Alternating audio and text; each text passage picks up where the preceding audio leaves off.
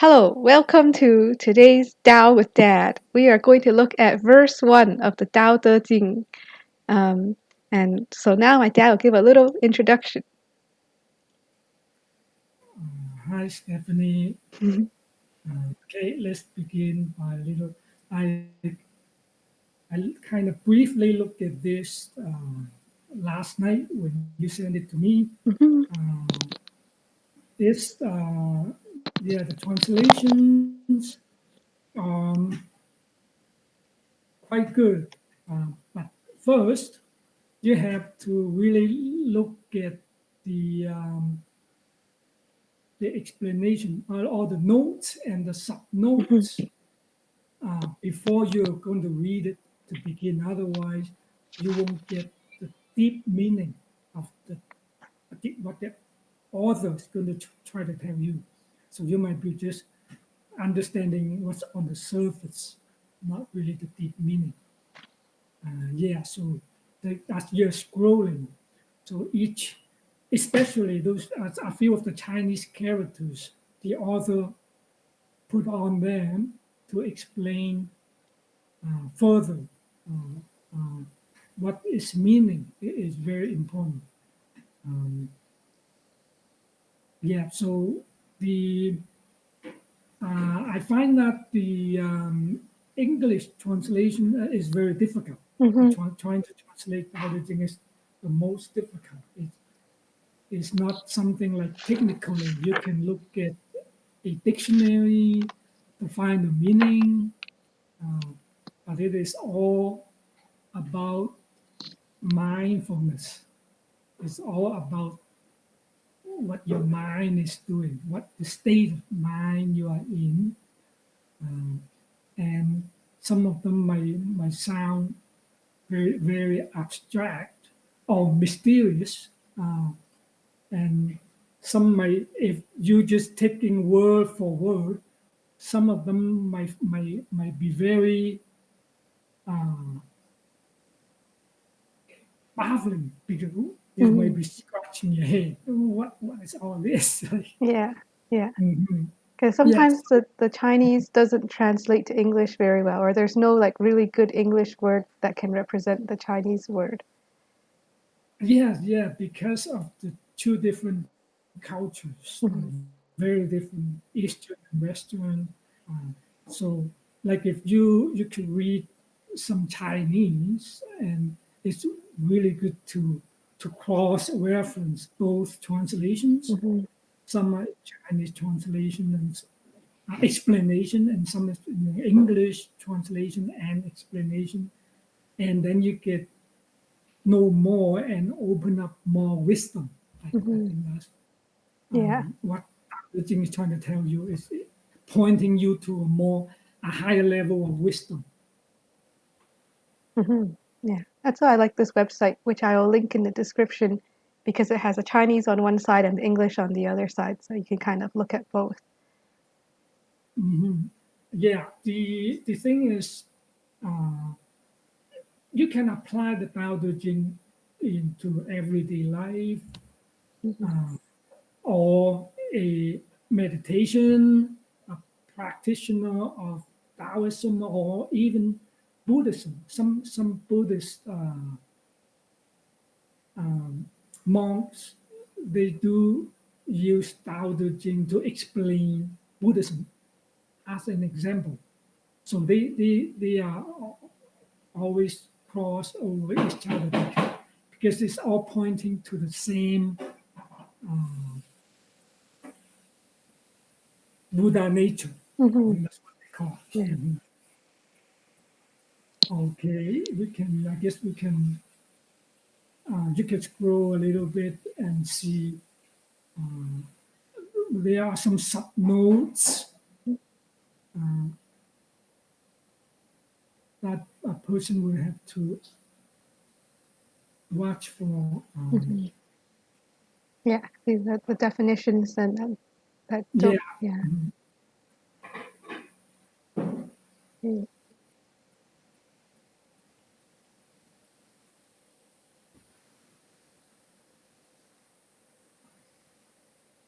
Okay. Are you ready to start with chapter 1? Yes, we can start. Okay, let's go line by line. Okay, I think that's Mhm. it's this. Yeah, it can be very difficult. Yeah. Perhaps. Uh, and yeah, because I have a couple different books, and they all have different interpretations or translations. So That would depend on each author's understanding of what Dao De Jing direction is, what is just trying to tell you or point you to. And I think Dao De Jing is similar to like pointing you to the direction of Tao. mhm, So that's some definitions, translations can can sound very weird. yeah. Yeah, but I uh, try to. I could. I have some other explanations in Chinese. Mhm, So I could cross reference those to mhm. explain, so might give you more meaning Yeah, yeah. to it. Mhm. Like for example, this first line, the Tao that can be spoken of is not the ever constant Tao. And then the other book I have it translates to the way that can be trodden is not the ever constant way. Um, All and right. yeah. Yeah. The Tao or the way. See, it says the second line says it's just putting a name to something when you're trying to point teach people something or show people something. You have to give it a name. Mm, Either it has a form or not. mhm, It's like if you try to taste something, oh, this tastes sweet, and then you got to label sweet. mhm, But then, and once you put language, you put a label to it, there will be a deficiency. mhm. Language has its own deficiency. Yeah. That's why, yeah, it, it tried to use language to explain Tao, and it's not the constant doubt. It won't be complete. You have to use your mind and try to understand the real meaning of Tao. It's not just taking the words and understanding the words. Oh yeah, I know what this word means, and and think that okay, I know what it is. Mhm, That is is not getting the real meaning of Tao. mhm, Yes. First line, the Tao that can be spoken is not the ever constant Tao. So he's trying to say that if something is spoken or something that has sound or has a form, it would not last forever, mm, right? mhm, Yeah, once you name something, it it will disappear because impermanent. Then you are into a impermanent world of explaining things, mhm. right? Yeah, yeah. That's a really actually you brought up two really interesting points that I didn't really think of. So the first is that uh, names are necessary because sometimes we think that maybe we should keep because the Tao is nameless, so we think that maybe nameless is better, but actually names are necessary because we need them kind of as guideposts along the way, but at the same time they are deficient. So Yeah, yeah, right. I You like that. need Yeah. that to communicate to Mhm. other people, to teach students. You need names and a lot of examples and stuff. But it does have its deficiencies. Some because the name doesn't say the whole story, Mhm. right?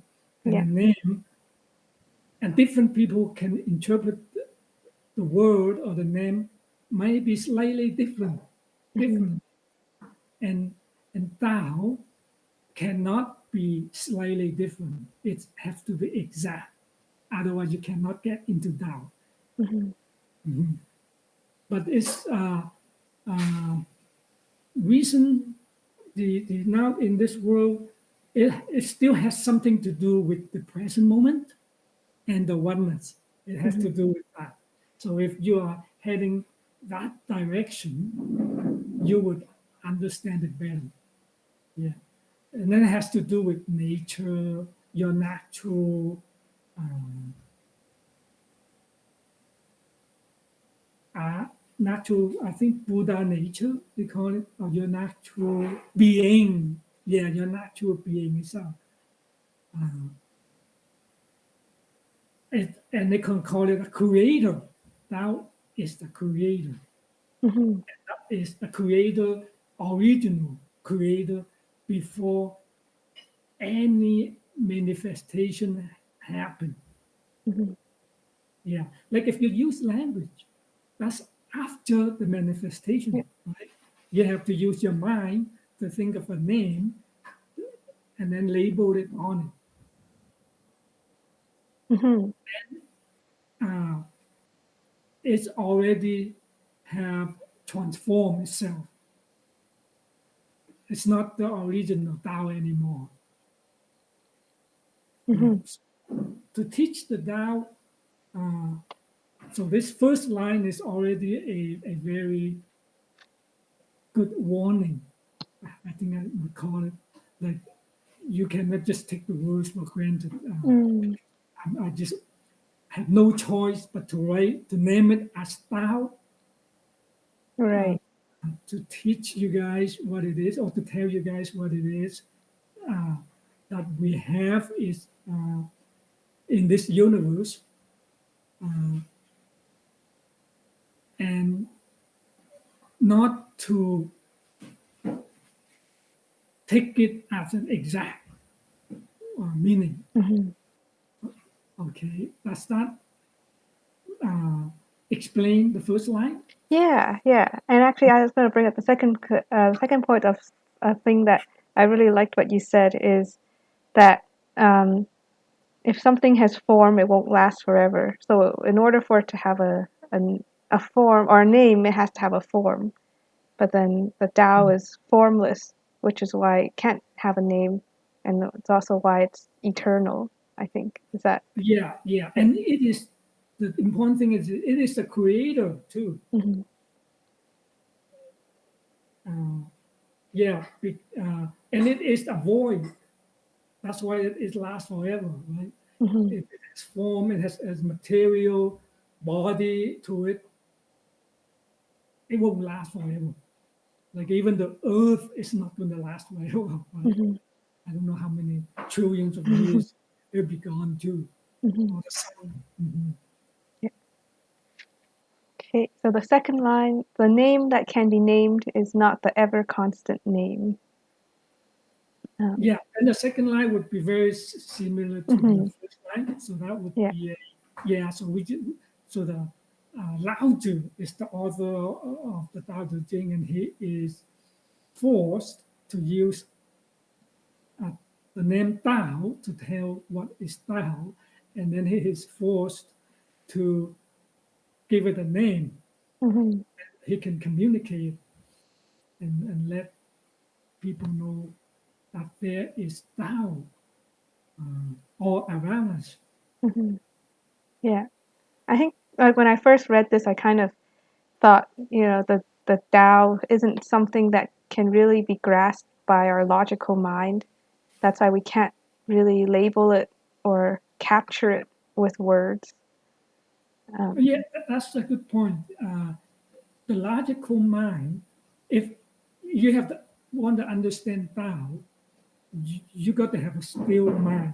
You got to have mhm, completely still mind, even for a second or two. Then you can experience what it is. Oh, okay, Tao, this is Tao. But then once you have this thought in yourself, then you are already a way like transform into something else. It's not the Tao, original Tao anymore. So that's why this is no, you cannot make a projection what Tao is, Mm-hmm. because we love to project things. We hear, and then we love to imagine a scene or something for Tao, but it's not. It's never. You can never grasp it like that. Mm-hmm. Okay, so the next line is that which is without name is the beginning of heaven and earth. And I think this goes back to what you said earlier about how the Tao is like the mother of all things. That is, yeah. Before there is name. Remember, like even before human, Mm-hmm. there was Tao, right? But then human invented the language and the words and stuff, alphabets. Then we started to put names onto everything, and it can, once you put a name in Tao, then you can get misled into thinking into other things, that's pointing that, oh, okay, this is Tao, or imagining something and it's Tao and it's not imagination. So that is even before human, even before the universe. Mm-hmm. Yeah, I was going to add that point where it says heaven and earth here, but I think this TND can also just be translated kind of like universe or like everything that Mhm. exists. Yeah, Tao is already exist, and then Tao created even the universe, and like Mm-hmm. everything is the creator. But we, all of us, have Tao in us. Mm-hmm. Uh, But in order to get close, to understand Tao, or to be Tao yourself, you can be Tao yourself, walking the Tao path. And then you have to work out your mind to uh, minimize cravings or obsessions, all that stuff that gets your mind spinning. So you got to let go of all that to get that mind to get still, the stillness. Mm-hmm. When your mind is still and you don't even have a thought that come up, that's why people call it a oneness. It's one. But once you have a thought that comes up, it's not one anymore. It started to have a different one. It's two of them. Mm-hmm. You have two tracks. That was one track. Then you created another track, and this is the thinking mind. And and then that's what we are using every day, is using that a different track other than the Tao, because we are so get used to the thinking mind, into thinking everything, and we like to think of it, and that would get us further and further away from the Tao. Mm-hmm. Yeah, but the Tao, that's what gives us the power to think. Mm-hmm. That's the creator. Mm-hmm. Yeah. I'll just add a note here. It says it kind of because it's kind of like the creator of the universe or exists before the universe. I think that the Tao to me is like it's eternal. So another way of thinking of eternal is timeless. So it reminds me of that quote. I think you shared it. I forgot. I don't know where you got it from, but it says that there's no beginning and without an end. So there's no time associated with it. It's just I think I got that phrase from The Search Within, okay. by Christmas Humphreys, Mhm. the author. Yeah, and one thing about Tao is that it is reliable. It is so reliable. That's why we all always have to get our mind to into a Tao state, then it would be everlasting. Even after our body has finished its process, uh, and then it ends, and then you still are with Tao to keep going. It won't die. It just won't die. If you are part of Tao, then you would be everlasting like Tao. That's why it is so important to know Hmm. that what Tao is. Okay. Okay, the next line. That which possesses a name is the mother of the 10,000 creatures. And actually, I remember seeing the definition here, so I'm just going to go into the Mhm. 10,000 creatures here because it doesn't necessarily directly translate to 10,000 creatures. It's here, it means innumerable, myriad, all creatures and things. So almost Mhm. like infinite amount of manifestations. Yeah, yeah. Like in the Chinese culture, the 10,000 things means everything. Hmm.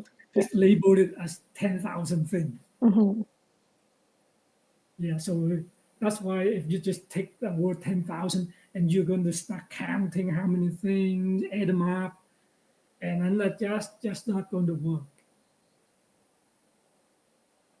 Yeah.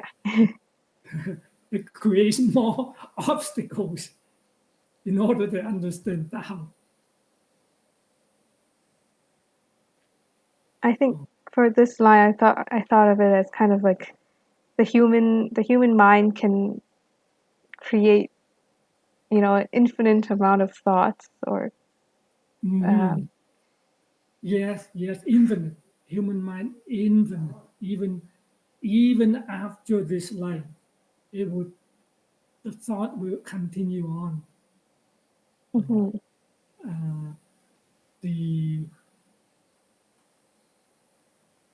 That's why in Buddhism, that's why they say that the reincarnation depends on at the state of your thought at the time, at mm, time of death, after death, and that decides what form you're going to get into, what form of the in reincarnation. It can be human, animal, ghost, whatever, and that state of mind decides will not you decide because then you are already like not conscious, but then you have the subconscious, and then thinking all the scene that's playing, people will think that it's real, and that's why they get trapped in it. mhm, But other than the Tao, nothing is real. yeah. Mhm. Or like other, they're just empty. Yeah, because it's just a temporary creation. It would just Mhm. go.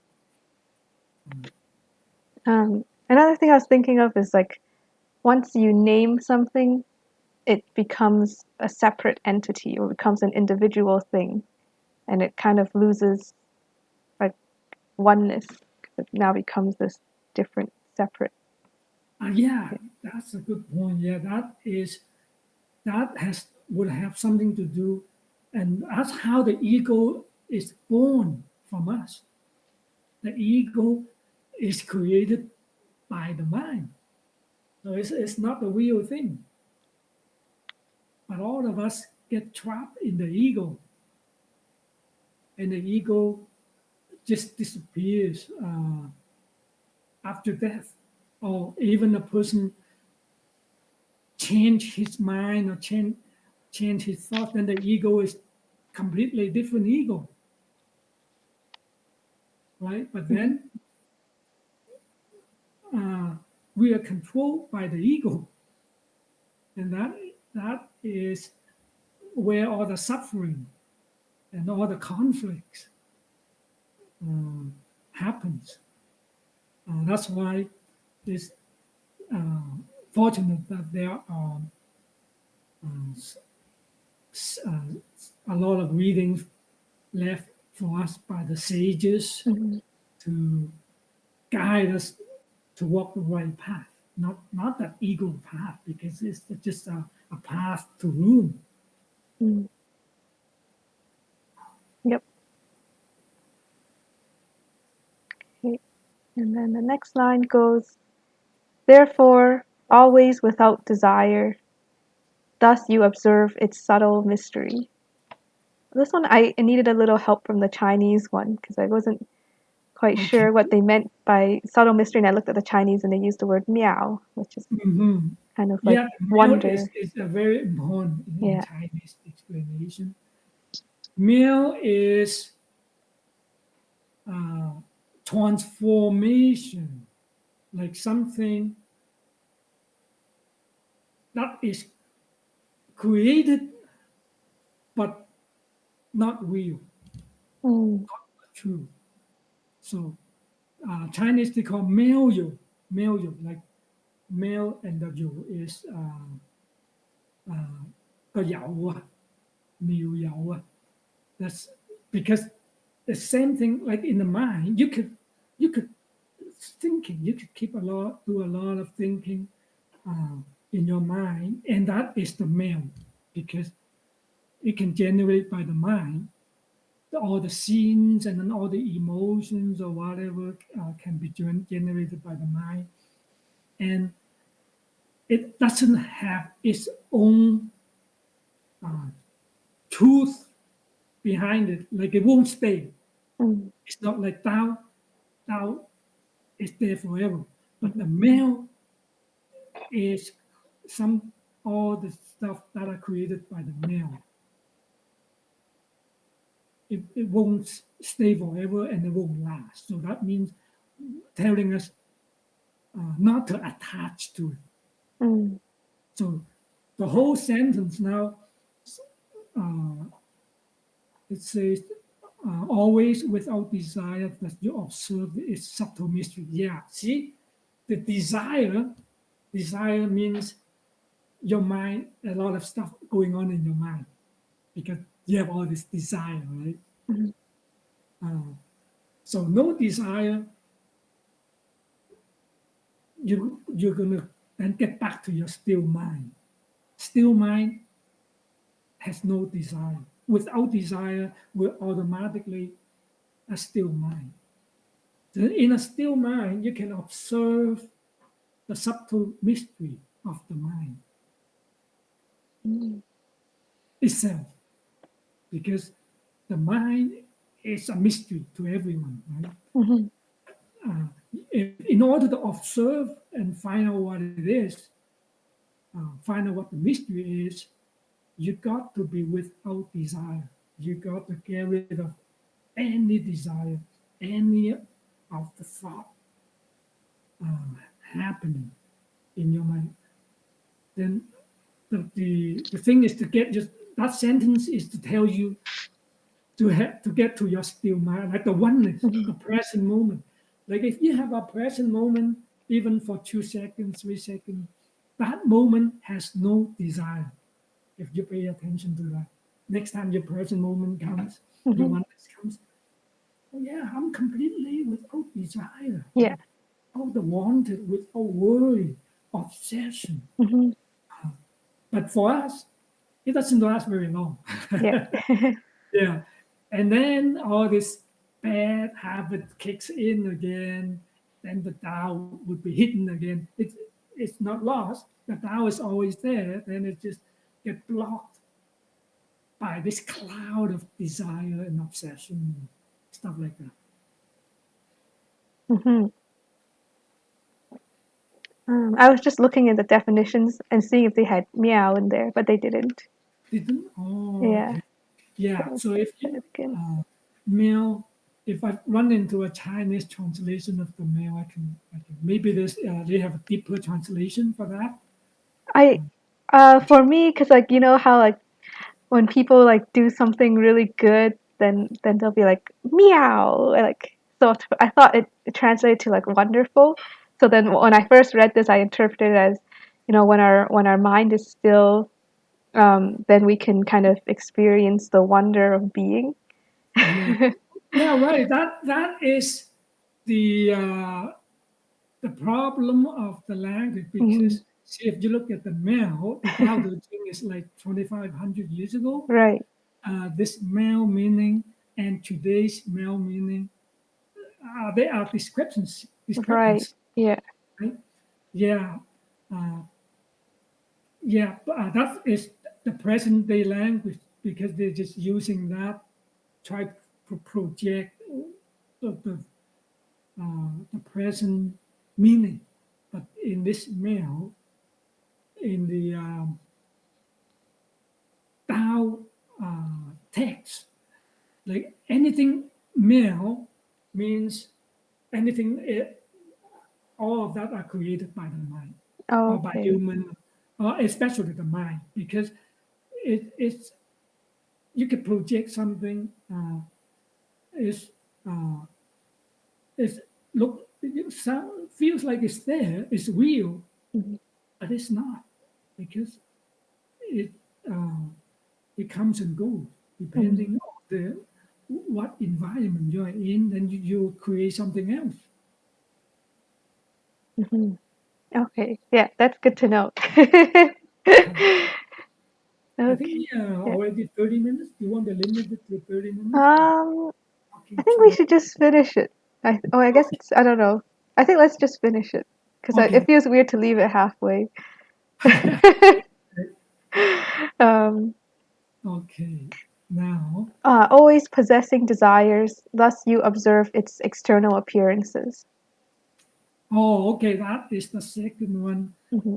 Always possessing the that observe. Oh, okay. Yeah. See, the second one would be a different track. Hmm. It's also created by the Tao. Is the second one is the material world. Hmm. Always possession, desire that you observe external. Yeah, then you have to observe our external world, the material world uh, that we have. Oh, then we have city of Edmonton, and then we're living in a house. Like we have all this materialism. Um, Let me look at the Chinese thing. I think for me, when I read this, I thought of Mhm. it like because it says external appearance. Um, so it's kind of like getting stuck on the name that we kind of talked about. We can the labels, and then we're not able to go deeper and realize like the oneness or like the what's underlying because our mind is too active, so we can't see that everything is kind of all parts of source or created from this source, and that uh, Yeah, yeah, that is close to it. Yep. Yeah. So what it means, because we are in the material world of things, and we are always desiring materialism, and this also a different track like created by Tao. But this mhm, track is temporary. mhm, It won't last forever. Like uh, whatever we have or we made, how much money or we own how much, we're just going to have to abandon it sooner or later because the body won't last forever, right? Yeah, so that's uh, and then the one track. So this kind of trying to tell two things. One is the wu, is the in Chinese the mo, mhm. uh, and one is the uh, yao. Mhm. Yeah, two different worlds. Uh, Yeah, and that kind of goes into the next line because it says these two arise from the same source but have different names. So it's like the two tracks, but they can't come from the same source. Yeah, right. Yeah, so that's important that that one tells you not to get lost in the material world. Yeah, observe its external appearance, not get lost in it, not get attached. Yeah, the word is the magic word is attachment. Anything you attach to it is not reliable, right? It doesn't last because it doesn't last. Maybe it may last for 100 years, but it still have. Um, so that's why it gets you back to Tao. Then Tao lasts forever. So that is the uh, I think that's trying to tell you to be watch over that. Mm. Yeah. So yeah. Then the next sentence is yeah. Two of these are all created by the Tao. Mhm. Uh, it reminds me of this analogy I read in a book once. I forget where, but it says kind of like the oneness or the Tao is like this white light, and then when we go into the external world, it goes through the prism, and when light goes through a prism, it becomes like this rainbow or this kind of infinite spectrum of color. Um, so that's kind of what I thought of when it says these two arise from the same source but have different names, because it's like it's all part of the Tao, but then one became infinite colors or manifestations, and the other is like the pure source. That was kind of my interpretation, but I don't know. Okay, But that's a good example. Yeah. okay. See, one thing to watch is a rainbow. You, if you think of a rainbow as like how many colors? 5 colors. Oh yeah, 7, I guess. Yeah. Well, it's not going to just create Yeah, seven yeah. things, right? So it could be a mixture of colors. So it would be infinite. Yeah. Yeah. Okay. And the next line is, this sameness is called their deep mystery. Uh, Let me just get to the Mhm. Chinese word. If they use the word xuan. Yeah, that one into English translation is hard. Yeah, I looked in the dictionary. It the Chinese dictionary says Yeah. it's like mysterious, hard to understand darkness. That's how it translated this word Mhm. here. Yeah, it's in the Tao books. This Shen is yeah, I think mysterious would explain a little bit of it. Uh, it would have something has to do with God. They also use that. Uh, and something has to do with the and yeah, unknown thing. They also use that. So it's part of like a has to do with God because God is a creator, right? So it's just a name too. So it could be a very mysterious, something that is not unknown and is there.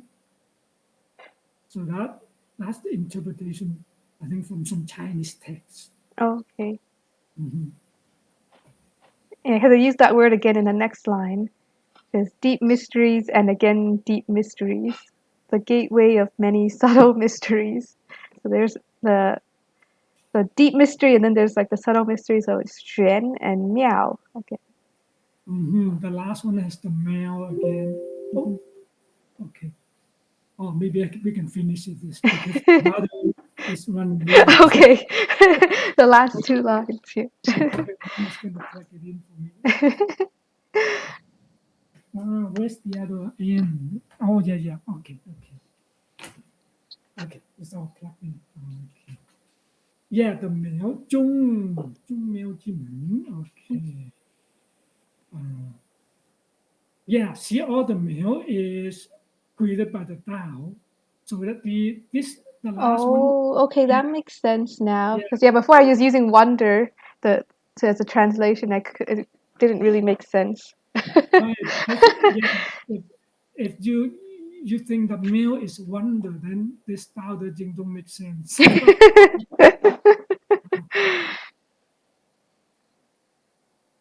So it's Yeah, so saying, this sentence is also saying that yeah, they are created by the Tao, and it's the male you, it's the male that it's just like a uh, pro- projection of stuff. Uh, that is just trying to tell you that it doesn't have a permanent place. They don't have a permanent place. And so are the two lines saying that kind of like these projections of the mind or these manifestations are coming from the deep mystery or the Tao? The last one, okay, is in deep mystery. Oh, okay, yeah. It's that's a pretty good way to put it. Yeah, it's the mysteries inside the mysteries.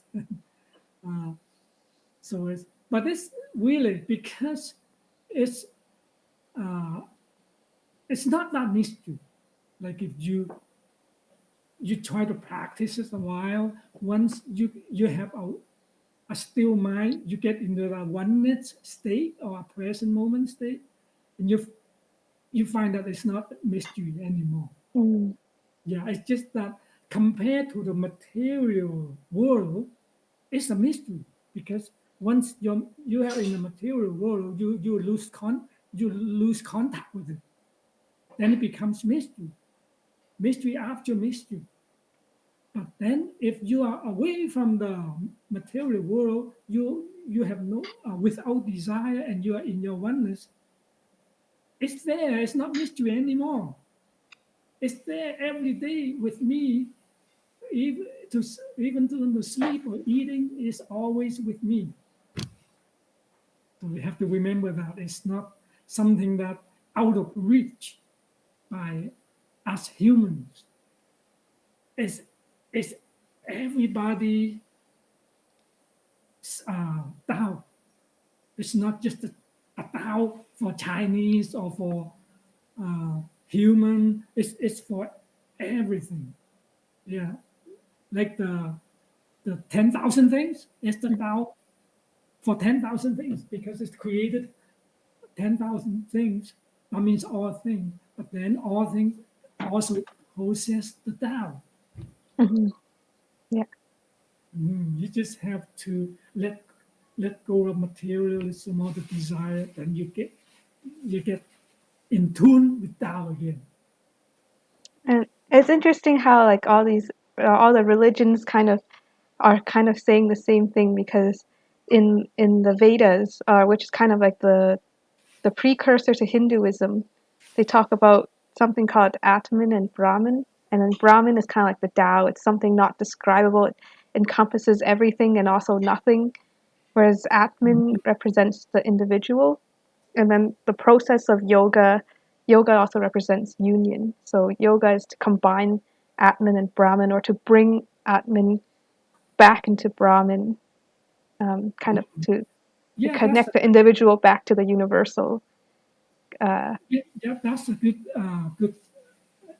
example to remember too, because the two tracks, the material and the without the material or the Tao, it are all in one. Then you don't have to be, oh, I got to stay away from materialism and then uh, go to the Tao direction. No, it's all you.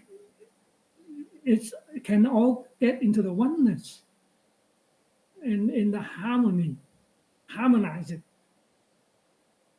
Because, like, if you look at the Buddha, like he had helped so many people, like 49 years of teaching, mhm, and in this world, in this material world, but he's always one.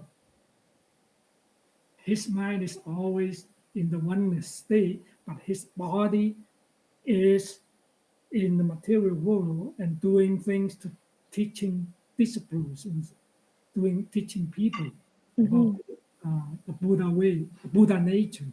So that can be a reunion mhm, mhm, into one. Yeah, Buddhism described this quite a few of that description too. mhm. Cool. I think we went over verse 1. Um, Mhm. any comments or last comments or takeaways for the audience? The last comment is, yeah, we, yeah, I think the comment would be Dao De Jing, have to read it slowly, like it's a lifetime of learning. It's not a novel. Mhm. Don't treat it like a book. Oh, okay, I spent 1 week, I finished Dao De Jing, and then put it away. It doesn't work that way because one sentence can go a long way. You can take many days to understand it because your state of mind have to be in tune with it to understand it. It's not just understanding the words, and uh, it's all about the state of mind. Mhm. Okay. I think I think my takeaway from this verse is like ultimately you want to kind of connect more with that source, the eternal Tao, and then letting go of desires and attachments is kind of Yeah, right. It's the two tracks. You cannot walk the tracks at once. If you are close to Tao, you got to be have less desire. Then you're getting more close to Tao. Without desire, then you are in Tao, right?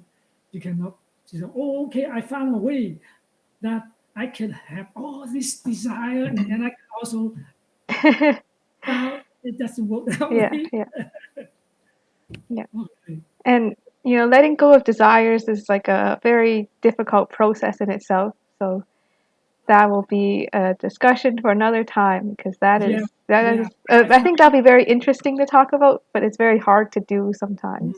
it's possible. It's possible. It takes a while. Yeah, that would be for the next session. Yeah. Oh, yeah. We will see. Maybe next session we'll do verse 2 or talk about letting go of desires. We will see. Uh, any audience can leave a comment on what they want to see next.